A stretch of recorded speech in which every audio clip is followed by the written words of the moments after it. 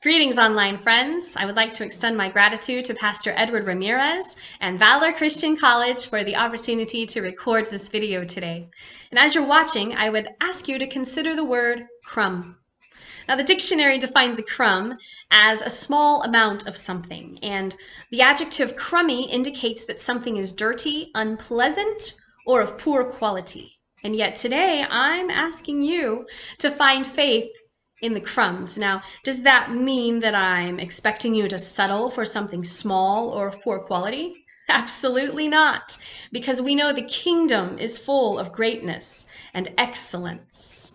But the Bible also associates great faith with crumbs.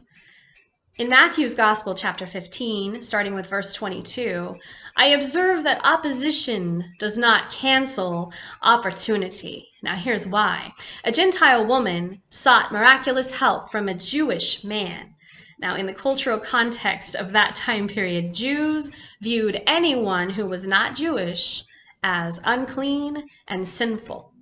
But this woman came to Jesus, a Jewish man, boldly and sought mercy because her daughter was severely demon-possessed. She wasn't approaching just any Jew. And yet, he responded initially with silence. Can you relate to that? Have you ever prayed and it seemed like heaven was awkwardly silent? And then to make matters worse, Jesus' disciples wanted to send her away. Have you met opposition in your prayers? Finally, Jesus answers, and he says, are you willing to receive from a Jew? In other words, are you willing to depend on the work of a people who despise you? I want to encourage you today, when heaven seems silent and you question if you're worthy to receive, don't give up, although it's tempting, because my pastor often says, delay is not denial. And we read on and find out that Jesus was not unwilling to help her. In fact, in verse 28, he not only heals her daughter, but he affirms her faith. He says, woman, great is your faith. Let it be done to you as you desire. And her daughter was healed from that hour. Jesus was testing her perseverance and faith. See, sometimes he wants us to pursue him. Sometimes we find ourselves in a position where he will honor our faith and give us what we desire, but we have to be in pursuit first. And if we fail to pursue him or we give up too early, we will never reach that special place with Jesus. And secondly, I believe that he wanted to create a teachable moment for those disciples who were opposing her.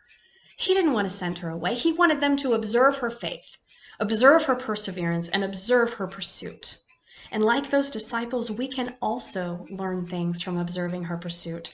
She persevered in her faith, first of all, by the way she addressed Jesus.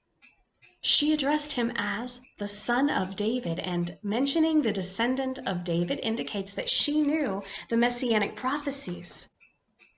She honored him for his title, for who he was. And then she was not too proud or dignified to bow before him in worship. She changed her posture.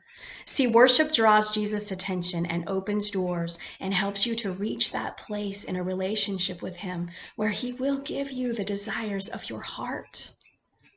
And finally, she had faith in the crumbs. He answered her and said, it is not good to take the children's bread and throw it to the little dogs. And by children, he was referring to Jews, and by dogs, he was referring to Gentiles. But listen to her response. She says, yes, Lord, yet even the little dogs eat the crumbs which fall from the master's table. This little Gentile lady had so much faith that even the smallest bit of Jesus' power was enough to meet her needs. She knew that. I ask you today, are you willing to pursue him? Are you willing to worship and change your posture? Are you willing to take your small amount of faith and apply it like crumbs at the master's table and receive the greatness and the excellence, the enormity of his power? Then I say, get ready and don't you dare give up, because your pursuit will produce results. Have faith even in the crumbs. Thank you for watching today.